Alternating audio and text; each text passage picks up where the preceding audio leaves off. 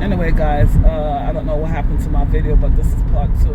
I was in the middle of telling you guys how the golden child get all the reward, all the good clothes, while the scapegoat child may get thrift clothes, But if you have children, you should treat them all the same.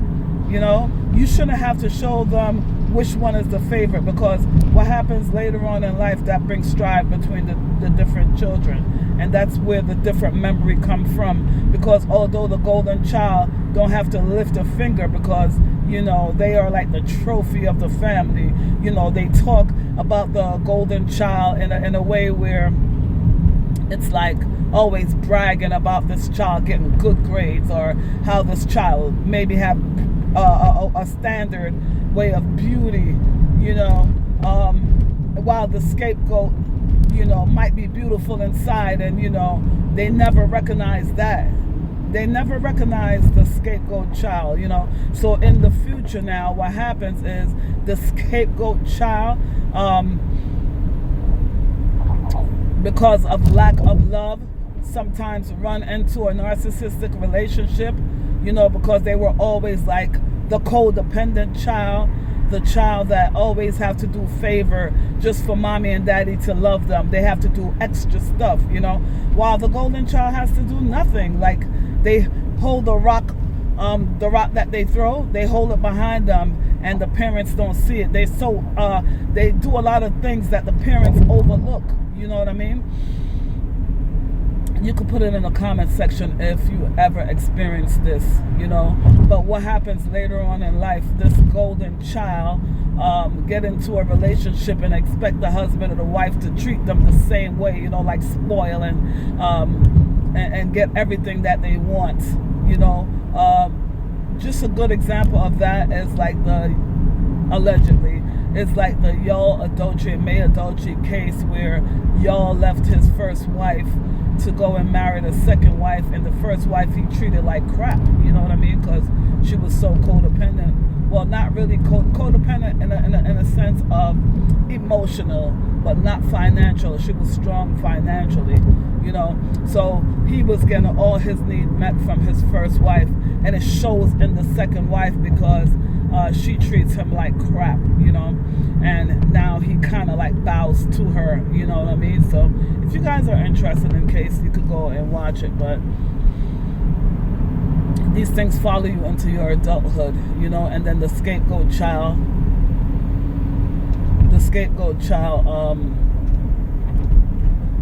just go above and beyond in their relationship, because it's a cycle, right? So they carry that cycle into their actual relationship and go above and beyond to try to please, because it's the same way they were trying to please the parents, Yeah, it's very, very interesting dynamic, And then sometimes what happened, the golden child and the scapegoat child, when they get older, they don't even want to see each other, because the memories, they remember how they were treated in childhood, and they kind of build up a little animosity towards each other, Even though they may love each other, the parents kind of divided them, because the scapegoat child was like seeking love, and no amount of doing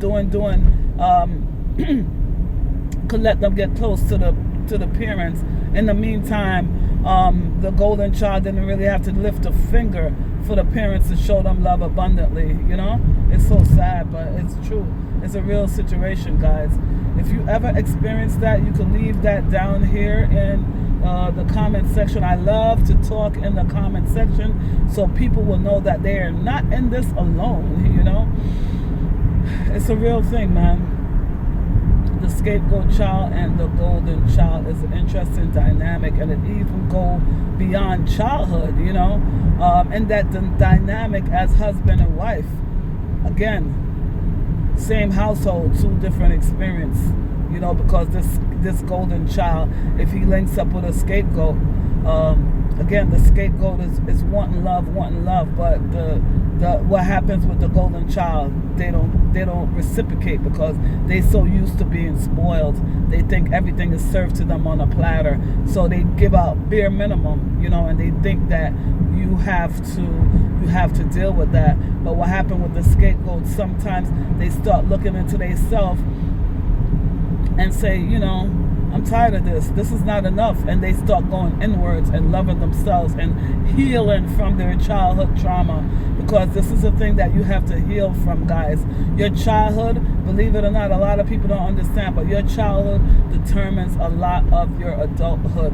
And it's like you're not even thinking about it. You know what I mean? It's just natural. It just happens. And if you don't heal yourself, it goes into generational curses. It just keeps on happening. Your grandmother went through it. Your mother went through it. You went through it. Are you going to let your child go through this as well?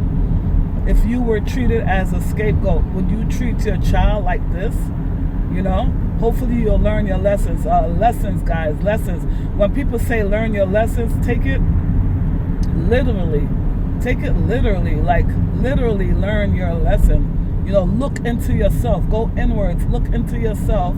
And actually examine yourself and find out like what's going on with you. You need to be like in a quiet space and find out what's really going on with you. And the best way I could tell you to heal, I know people go to therapy, this, that, and the other, which is good. Yes, everyone every now and then should go to therapy, but I always say the therapist, I don't know what's going on with my camera, but the therapists need therapy themselves. So the best person to go to is to take it to your knee and go to God. He's the one that could deliver you from all of these things in your childhood, because it really messes with your mental health. You know what I mean? And a lot of time, guys, the golden child really have mental issues because they cannot stand on their own. A lot of golden child, the spoiled ones, they cannot stand on their own without somebody helping them, because that's what they're used to. They're used to somebody doing this and this and that for them, doing everything for them. I'm speaking from experience, guys. But it's so funny that the lesson today is, it's just so funny but not really funny, just as a phrase.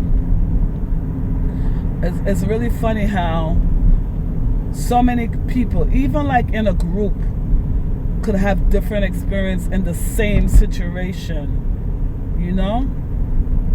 That's really like interesting to me.